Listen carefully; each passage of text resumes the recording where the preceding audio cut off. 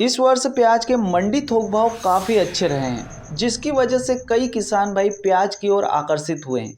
कई किसान भाई इसकी खेती पहली बार करेंगे, तो कई किसान भाई ऐसे भी हैं जो कि प्याज की खेती सालों से कर रहे थे, लेकिन कुछ कारणों की वजह से, जैसे कि सही उत्पादन न मिल पाना, सही मंडी थोक भाव न मिल पाना, इसकी वजह से इसकी खेती से दूर चले गए थे। लेकिन अच्छे मंडी थोक भाव देखने के बाद वो भी इसमें एक बार हाथ आजमाना चाहते हैं। देखिए किसान भाइयों, आप किसी भी तरीके के किसान हो, लेकिन आपको एक बात तो पता है कि प्याज की खेती में सबसे ज़्यादा महत्वपूर्ण होता है प्याज की बुआई। और बुआई के समय जो सावधानियां रखनी चाहिए वो, अगर प्याज की बुआई के समय आपने सही मिट्टी का चुनाव नहीं किया, सही पौधरोपण के तरीके का चुनाव नहीं किया, सही तरीके से खेत की तैयारी नहीं की, सही बेसल डोज का चुनाव नहीं किया, सही न्यूट्रिशंस का चुनाव नहीं किया, तो प्याज की फसल की लाइफ साइकिल के साथ साथ उसके उत्पादन में भी काफ़ी बुरा असर पड़ेगा। उत्पादन भी घट जाएगा, प्याज की लाइफ साइकिल भी बढ़ जाएगी और हार्वेस्टिंग के समय आपको काफ़ी दिक्कत आने वाली है। तो किसान भाइयों, सही तरीके से बुआई कैसे करनी है, वो सावधानियां कौन कौन सी है जो आपको बुआई के समय रखनी है, किस प्रकार से रुपाई का तरीका आपको चुनना है ताकि हार्वेस्टिंग के समय आपको दिक्कत न आए, इसी के बारे में हम इस वीडियो में डिस्कशन करने वाले हैं। सही तरीके से बुआई के लिए सबसे पहला पॉइंट निकल कर आता है सही समय। किसान भाइयों, प्याज की खेती आप 2 सीजन में कर सकते हैं। नंबर 1 रवि का सीजन और नंबर 2 खरीफ का सीजन। रवि के सीजन में जनवरी महीना सबसे बेस्ट होता है जब आप इसकी रुपाई अपने खेत में कर सकते हैं। और दूसरा है खरीफ का सीजन, तो अगस्त और सितंबर महीना सबसे सही महीना माना जाता है प्याज की बुआई के लिए। अब हमने सही समय जान लिया, लेकिन अब बात कर लेते हैं सही तरीके पर। कैसे आपको इसकी रुपाई अपने खेत में करनी चाहिए, मेड बनाकर या बेड बनाकर।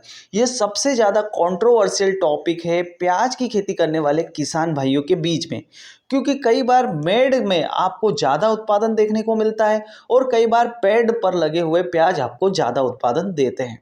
किसान भाइयों, इनमें से दोनों को आप कर सकते हैं। मेड बनाकर भी आप इसकी खेती कर सकते हैं और बेड बनाकर भी, लेकिन ये डिपेंड करेगा कि किस प्रकार की मिट्टी में आप इसकी खेती कर रहे हैं।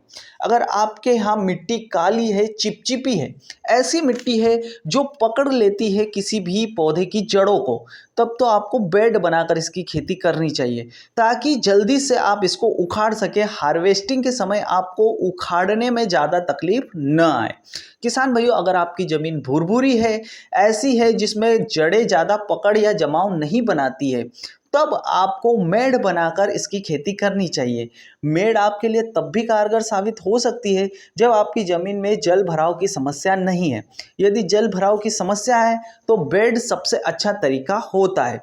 किसान भाइयों, बेड या मेड़ ये डिपेंड करेगा कि आपकी ज़मीन कैसी है। ये टोटली आपके ऊपर डिपेंड करेगा कि आपको किस प्रकार से इसकी बुआई करनी है, किसमें आप कंफर्टेबल हैं। किसान भाइयों, अगला हमारा टॉपिक है खेत की तैयारी। किसान भाइयों, बुआई से पहले आपको खेत की तैयारी तो करना ही पड़ेगी। आपकी ज़मीन को आपको भुरभुरी बनाने के लिए जो भी प्रयास करने हो वो करना पड़ेंगे, क्योंकि अल्टीमेटली ये एक कंद वर्गीय फसल है जिसकी जड़ ज़मीन में रहेगी। जितनी ज़्यादा भुरभुरी ज़मीन रहेगी, इसको ग्रो करने का इन्वायरमेंट उतना अच्छा मिलेगा। जितनी ज़्यादा रोग मुक्त ज़मीन रहेगी, उतना अच्छा इन्वायरमेंट होगा, ये बीमारी रहित रहे। किसान भाई, इसके लिए आपको मिट्टी की जांच करवा लेनी चाहिए, पीएच वैल्यू निर्धारित कर लेनी चाहिए, जो प्याज के लिए बहुत आवश्यक है। पीएच वैल्यू ज़्यादा कम होने से प्याज सड़ सकती है। पीएच वैल्यू 7 से 6 के बीच में हो तो बढ़िया होता है। किसान भाइयों, अब आप खेत की तैयारी कैसे करेंगे? देखिए, खेत की तैयारी की शुरुआत आप कर सकते हैं पलटी पुलाव से, यानी गहरी जुताई से। गहरी जुताई से ज़मीन भुरभुरी बनने में आपको सहायता मिलेगी। जैसे ही गहरी जुताई करवा लेते हैं, उसके बाद में आपको सड़ी हुई गोबर की खाद या कंपोस्ट खाद आपके खेत में डाल देनी है। गोबर की खाद या कंपोस्ट खाद डालने के बाद में अब आपको खेत को सूखने के लिए छोड़ देना चाहिए। कम से कम 1 महीने की गहरी धूप खिलाना चाहिए। इस समय तक आपकी नर्सरी भी तैयार हो जाएगी और इधर आपका खेत धूप भी खाता रहेगा। किसान भाइयों, जैसे ही आपका खेत एक अच्छी धूप खा लेता है, अच्छे से मिट्टी सूख जाती है, फिर आप इसे कल्टीवेटर चलाकर ज़मीन के ढेपों को तोड़ सकते हैं। कल्टीवेटर करवाने के 3 से 4 दिन बाद आप इसमें रोटावेटर करवाकर आपकी ज़मीन को समतल या भुरभुरी ज़रूर करवा लें। किसान भाइयों, ज़रूरत पड़े तो 2 बार भी अगर आप रोटावेटर चलवाते हैं तो कोई दिक्कत नहीं है। अब अगर यदि आप इसकी खेती बेड बनाकर कर रहे हैं तो बेड कैसे तैयार करना है? किसान भाइयों, बेड बनाकर यदि आप इसकी खेती करते हैं तो एक बेड से दूसरे बेड के बीच की दूरी 16 इंच और उन बेडों में झिकझैक तरीके से आपको प्याज की रुपाई करनी है और इनके बीच की दूरी आप 4 इंच तक रख सकते हैं। किसान भाइयों, इसके बाद में हम जान लेते हैं कि इसकी टॉप वेराइटियाँ कौन कौन सी है, यानी प्याज की वो कौन कौन सी वेराइटियाँ हैं जो आपको बहुत ज़्यादा उत्पादन निकाल कर दे सकती है। किसान भाइयों, अगर मैं इसकी टॉप किस्मों की बात करूं तो पंचगंगा प्याज, एलोरा चाइना किंग, एलोरा गुलाबी प्याज और प्रशांत फूल सुंगी कुछ ऐसी वैरायटियां हैं जिनका उत्पादन बहुत बढ़िया तरीके से किसान भाई लेते हैं और ऐसी वैरायटियां हैं जो आपको बहुत बढ़िया उत्पादन निकाल कर दे सकती है। किसान भाइयों, ये डिपेंड करेगी आपके एरिया के ऊपर। आप इन किस्मों का चुनाव या आपके एरिया में जो भी फेमस किस्में हैं जो आपके एरिया के अनुसार ज़्यादा उत्पादन देती है उनका चुनाव कर सकते हैं। ये टोटली डिपेंड करेगा आपके ऊपर कि आपको किस प्रकार से कौन सी वैरायटी का चुनाव करना है। किसान भाइयों, एक बार वैरायटी का चुनाव कर लिया, आपने बुआई कर ली, बुआई के समय आपको बेसल डोज का विशेष ध्यान रखना है।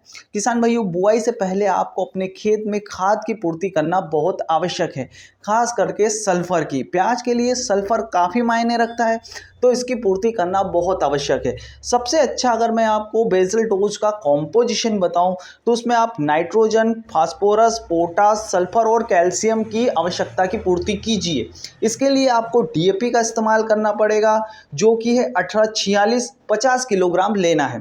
किसान भाइयों, एसएसपी 50 किलोग्राम, एमओपी 60% वाला 25 किलोग्राम और यूरिया की भी थोड़ी सी मात्रा यानी कि 20 किलोग्राम प्रति एकड़ के हिसाब से लेनी है। किसान भाइयों, इसमें बहुत ज़्यादा मात्रा में वाइट ग्रेप की समस्या देखने को मिलती है जिसकी वजह से प्याज का उत्पादन बहुत ज़्यादा मात्रा में घट जाता है। तो इसको ये ना आए आपके खेत में, इसको हटाने के लिए आप रिएजेंट का इस्तेमाल कर सकते हैं जो कि प्रति एकड़ आप 3 किलोग्राम ले सकते हैं। तो ये कुछ ऐसी चीज़ें हैं जिसको इस्तेमाल करके आप अपने बेसल डोज की पूर्ति कर सकते हैं। आपके जो भी न्यूट्रिएंट्स हैं जो प्याज को चाहिए उसकी पूर्ति कर सकते हैं। जैसा कि मैंने टॉपिक की शुरुआत में ही आपको बताया था कि प्याज के लिए सल्फर सबसे ज़्यादा आवश्यक होता है और सल्फर की पूर्ति करने के लिए सबसे सस्ता जो उपाय है वो है जिप्सम। आप जिप्सम का इस्तेमाल कर सकते हैं 25 किलोग्राम पर एकड़ के हिसाब से। इससे आपकी प्याज की फसल में सल्फर की कमी नहीं होगी। किसान भाइयों, इस प्रकार से अगर आप बुआई करते हैं आपकी प्याज की बहुत सारी समस्याएं खत्म हो जाएगी। मिट्टी भुरभुरी होने से आपको प्याज की हार्वेस्टिंग में समस्या नहीं आएगी। साथ ही साथ आपको सही तरीके से ज़मीन को सुखाने, गोबर की खाद डालने, एसएसपी और सही बेसल डोज का चुनाव करने से आपका प्याज का पौधा और उसकी जड़ और उसका कंद स्वस्थ होगा, जिसकी वजह से बहुत सारे रोग जैसे कि थ्रिप्स, जलेबी रोग, पर्पल ब्लोज, ऐसी बहुत सारी समस्याएं होती है जो मिट्टी के कारण, फंगस के कारण आपकी प्याज की फसल में आ जाती है, उससे भी आपको छुटकारा मिल जाएगा। तो ये हमने आपको बताया था प्याज की खेती के बारे में, बुआई के समय रहने वाली सावधानियां और सही तरीके से बुआई करने का तरीका। इसके अलावा अगर आप प्याज के ऊपर संपूर्ण जानकारी वाला वीडियो चाहते हैं तो आप कमेंट बॉक्स में हमें लिखिए, हम आपको एक प्याज के ऊपर संपूर्ण जानकारी वाला वीडियो जरूर बना कर दे देंगे। किसान भाइयों, अगर आपको वीडियो पसंद आया हो तो इसे लाइक और शेयर करना ना भूलें।